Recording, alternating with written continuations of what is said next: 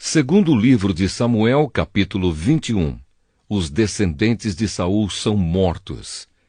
Durante o reinado de Davi, houve uma grande fome que durou 3 anos seguidos.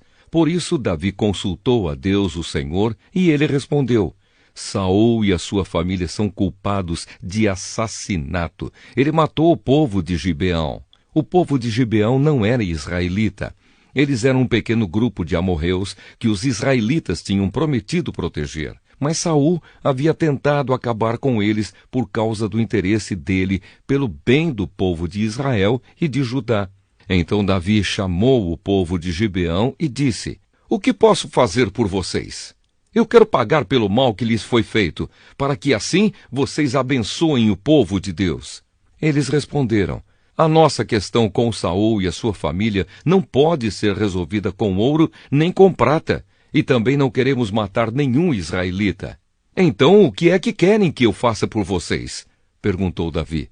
Eles responderam: Saul quis nos destruir para que não sobrasse nenhum de nós em nenhum lugar de Israel. Entregue-nos então 7 homens descendentes dele, e nós os enforcaremos diante de Deus o Senhor em Gibeá, a cidade onde nasceu Saul, o rei escolhido pelo Senhor. Eu entregarei, respondeu o rei.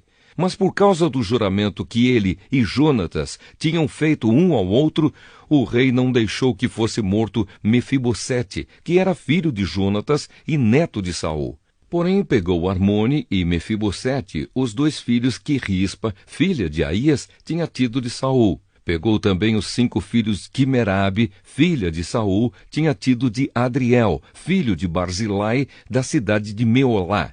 E Davi entregou os 7 ao povo de Gibeão, e eles os enforcaram no monte, diante do Senhor. E todos os 7 morreram juntos. Isso aconteceu no fim da primavera, no começo da colheita da cevada.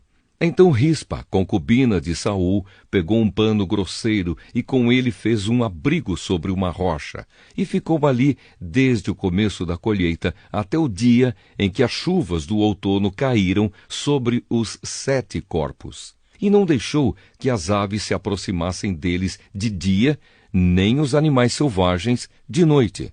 Quando soube o que Rispa tinha feito, Davi foi e tomou dos moradores de Jabes-Gileade os ossos de Saul e do seu filho Jonatas. Os moradores de Jabes haviam retirado os corpos da praça de Bet-San, onde os filisteus os tinham pendurado no dia em que mataram Saul no monte Gilboa. Davi então colocou os ossos de Saul e de Jonatas junto com os ossos dos 7 homens que haviam sido enforcados. Sepultaram os ossos de Saul e de Jonatas no túmulo de Quis, o pai de Saul, na cidade de Zela, no território da tribo de Benjamim. Tudo o que o rei mandou foi feito. E depois disso, Deus respondeu às orações do povo pelo seu país.